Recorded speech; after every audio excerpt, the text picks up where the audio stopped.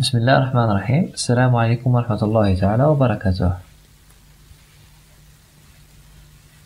Mes amis, bonjour et bienvenue à cette conférence sur l'organe de la vision. Alors on commence par quelques généralités. L'œil est le seul organe de sens tertiaire où le fonctionnement met en jeu trois neurones. L'un assure le recueil de l'information, un autre assure son transport vers les centres supérieurs et il existe un élément intermédiaire. C'est un organe spécialisé dans la détection et l'analyse des signaux lumineux, donc il s'agit d'un photorécepteur extérocepteur. Le globe oculaire est sensiblement sphérique avec un diamètre de 24 mm. Il comprend trois tuniques concentriques, la rétine, le tractus uvéal et la sclérotique. La rétine, c'est la tunique la plus interne. On a la rétine visuelle photoréceptrice qui représente les 7/10 postérieurs de la rétine. Alors la rétine aveugle recouvre les procès ciliaires et l'iris. La rétine est entourée, protégée et nourrie par les deux tuniques suivantes. Le tractus uvéal et la couche moyenne. C'est une tunique conjonctivo-vasculaire, comprend la choroïde, le corps ciliaire et l'iris. La troisième tunique, c'est la sclérotique. C'est une tunique fibreuse dense externe du globe. Le globe oculaire renferme trois milieux transparents, traversés par la lumière et qui déterminent une image nette sur la rétine. On a le cristallin, l'humeur aqueuse qui remplit les deux cavités en avant du cristallin. Donc on a la chambre antérieure et la chambre postérieure. Ces deux cavités communiquent entre elles et sont séparées par l'iris. Le troisième milieu transparent, c'est le corps vitré qui remplit la cavité en arrière du cristallin. Alors, pour les annexes du globe oculaire comprennent la capsule de Tennant, les muscles extrinsèques de l'œil, la conjonctive, les paupières et les muscles palpébraux et l'appareil lacrymal. La rétine visuelle représente la membrane photoréceptrice. Elle présente une structure pluristratifiée, vascularisée et qui renferme les éléments sensoriels de l'œil. La rétine est constituée d'un tissu nerveux, donc c'est une projection périphérique du système nerveux central. Elle est séparée extérieurement de la choroïde par une membrane basale épaisse appelée la membrane de Bruch. En microscopie optique, la rétine visuelle comprend 10 couches, qui sont de l'extérieur vers l'intérieur, c'est-à-dire de la choroïde vers le corps vitré, la couche des cellules pigmentaires, la couche des cônes et des bâtonnets, la limitante externe, la couche des grains externe, la couche plexiforme externe, la couche des grains interne, la couche plexiforme interne, la couche des cellules multipolaires, la couche des fibres du nerf optique et la limitante interne. Donc la première couche, c'est la couche des cellules pigmentaires faite d'un tissu épithélial simple. La couche des cônes et des bâtonnets renferme des expansions externes des cellules photoréceptrices. Pour la limitante externe, c'est une ligne pointillée formée par des complexes de jonction de cellules sensorielles et des cellules de soutien appelées les cellules de Müller. La couche des grains externes renferme les noyaux des cellules photoréceptrices. Alors, dans la couche plexiforme externe, on a des axons des cellules photoréceptrices et les dendrites des cellules bipolaires. La couche des grains internes renferme les noyaux des cellules bipolaires. La septième couche ou la couche plexiforme interne, c'est une couche d'articulation entre les axons des cellules bipolaires et les dendrites des cellules multipolaires. Donc, dans la huitième couche, on a une ou deux assises des cellules multipolaires. La neuvième couche, c'est la couche des fibres du nerf optique. Ce sont les axones des cellules multipolaires. Alors, la dernière couche, c'est la limitante interne.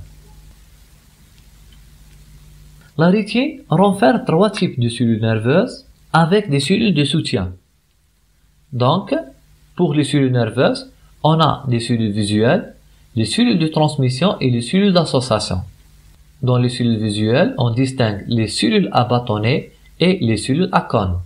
Pour les cellules de transmission, on a les cellules bipolaires et les cellules multipolaires. Les cellules d'association comprennent les cellules horizontales, les cellules amacrines et les cellules interplexiformes.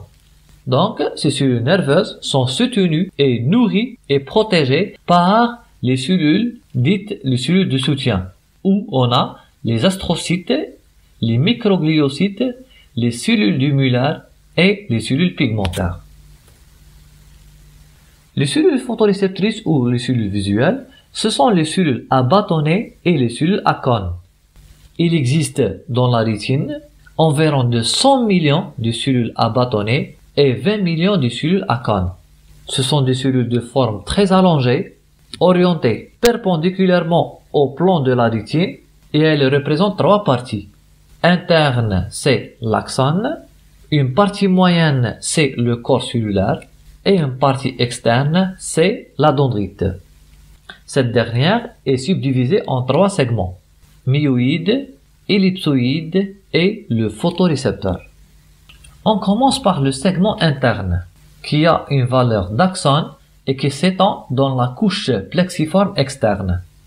Donc, celui des cellules à bâtonnets se termine par un renflement unique appelé la sphénule, qui s'invagine pour loger l'extrémité dendritique d'une cellule bipolaire. Alors, celui des cellules à cônes, il se termine par une extrémité pyramidale portant de petits pédoncules qui font synapse avec les extrémités dendritiques des cellules bipolaires. Le segment moyen ou le cytone, il est allongé, filiforme, situé dans la couche des grains externes. Il s'élargit autour du noyau et il renferme un péricaryon peu abondant.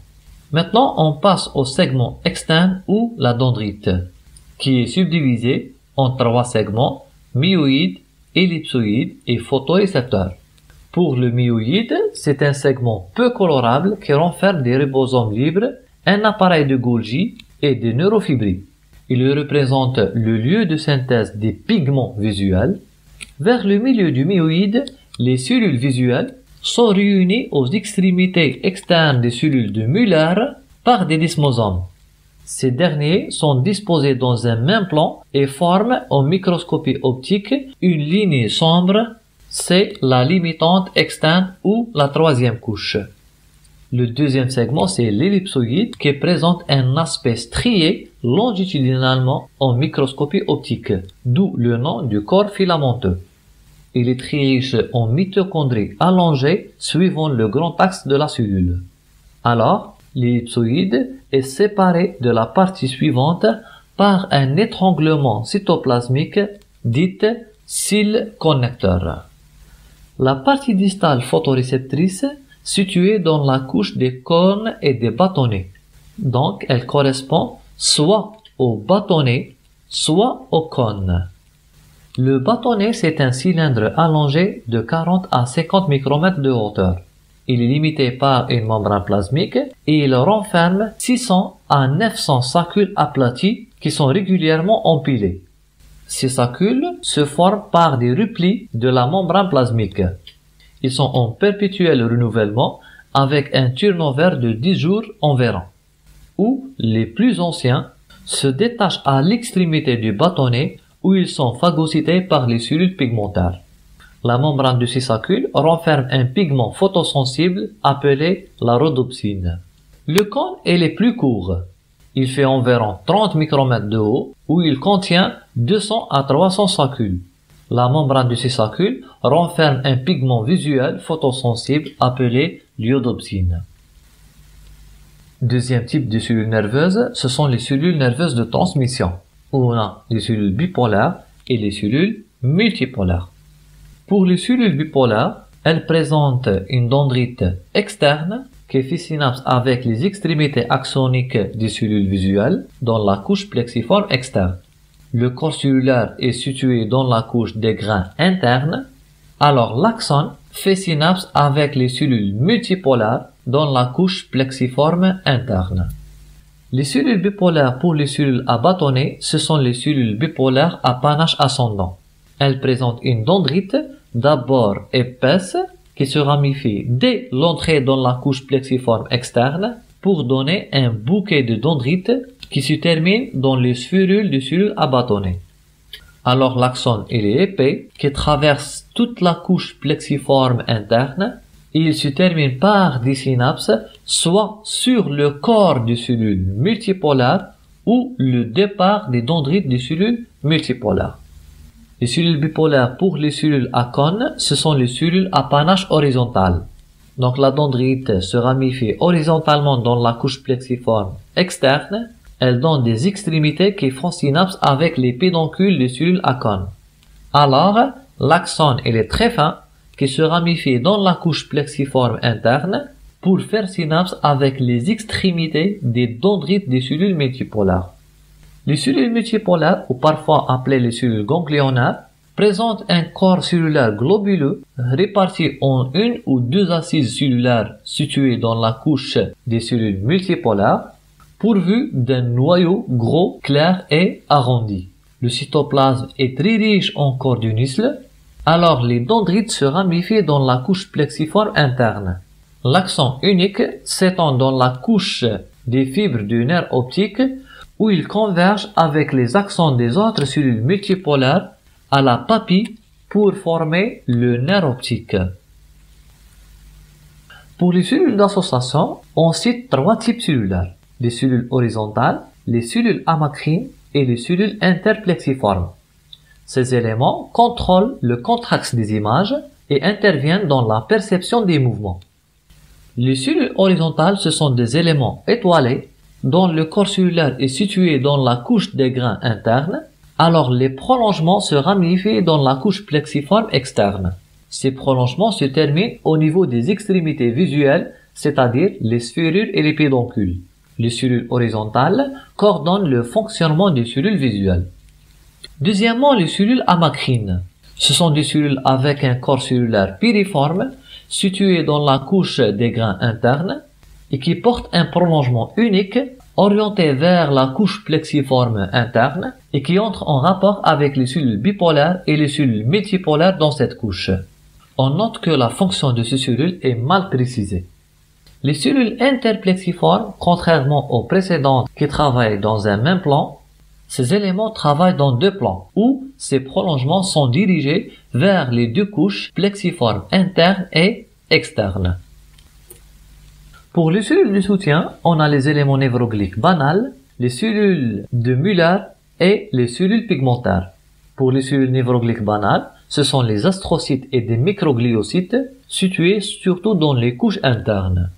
Alors les cellules de Müller, ce sont des éléments névrogliques propres à la rétine, disposées perpendiculairement au plan de la rétine, où elles comblent les espaces entre tous les éléments précédents, de la limitante externe jusqu'à la limitante interne. Le corps cellulaire se situe dans la couche granulaire interne, avec un péricaryon riche en microfilaments et en glycogène. À leur extrémité externe, les cellules de Müller sont réunies au myoïde des cellules visuelles par des dysmosomes, formant la limitante externe. Alors, l'extrémité interne se termine par un pilier étalé et qui forme avec ceux des autres cellules de Müller la limitante interne. Alors, les cellules pigmentaires forment une couche épithéliale simple qui repose sur la basale du Bruch. C'est un épithélium prismatique au centre de la rétine et qui s'aplatit progressivement vers la périphérie. Donc, le pôle basal de la cellule adhère à la basale de la rétine. Il présente des replis de la membrane plasmique et qui renferment le noyau.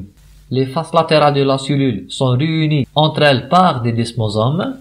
Alors, le pôle apical interne porte de nombreuses franges cytoplasmiques qui s'insinuent entre les bâtonnets ou qui affleurent les cônes. Ces franges sont riches en grains de mélanine et en dépôts de lipofuscine. Ces deux pigments évitent le phénomène de halo en périphérie des taches de lumière, en absorbant les photons avant leur réflexion sur les couches les plus externes. Le pôle apical renferme également des lysosomes et des corps denses résultant de la digestion des saccules phagocytés. Les cellules pigmentaires ont ainsi un rôle trophique pour les cellules visuelles situées dans une couche non vascularisée de la rétine. Les cellules à bâtonnets renferment un pigment visuel, la rhodopsine. situé dans la membrane plasmique des saccules empilées des bâtonnets. Il s'agit d'une molécule constituée par l'association d'une protéine, c'est l'opsine, avec un aldéhyde de la vitamine A, le rétinal. Ce rétinal, sous l'influence d'un seul photon, il passe de la forme cis à la forme trans active. La molécule trans active la scission de 500 molécules de transudine en sous-unités bêta et sous-unité alpha.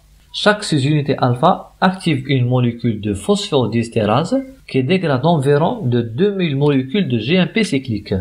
La diminution de GMP cyclique intracellulaire entraîne la fermeture des canaux de ANA+, ce qui provoque une hyperpolarisation membranaire. L'histophysiologie des cônes est moins connue que celle des bâtonnets, mais le principe de fonctionnement est le même, dont le principal pigment c'est l'iodopsine.